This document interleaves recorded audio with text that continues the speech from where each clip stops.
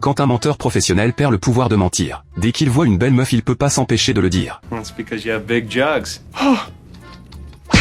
Ensuite il se met à dos tous ses collègues, qui pètent les plombs contre lui, en réalisant que la situation lui échappe complètement. Le mec essaie de retrouver sa capacité à mentir. Devant un stylo bleu il veut dire qu'il est rouge. The color of this pen is...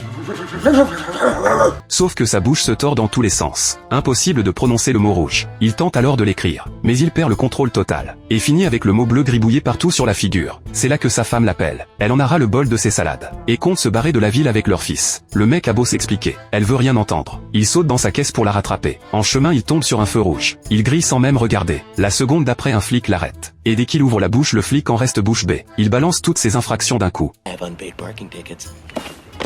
Le flic en revient pas. Jamais vu un gars aussi honnête de sa vie. En fait Jax est un menteur né. À chaque anniversaire de son fils il promet de venir. Mais il a jamais tenu une seule fois. Tellement dégoûté le gamin fait un vœu. Que Jack puisse plus mentir pendant une journée. Du coup il perd son pouvoir de mentir. Pour le récupérer, Jack supplie son fils de refaire un vœu. Parce qu'il a un procès super important aujourd'hui. Et sans pouvoir mentir c'est mort d'avance. Le gamin refait un vœu. Mais cette fois ça marche pas. Jack a plus le choix, il se tabasse lui-même dans les toilettes. Jusqu'à être couvert de bleu de partout. Il débarque au tribunal dans un sale état. Un avocat blessé ça veut dire report d'audience. Sauf que quand le juge demande s'il peut continuer. Yes! Et le procès démarre normalement. Mais comme il peut pas mentir, la cliente richissime pète un câble et l'insulte.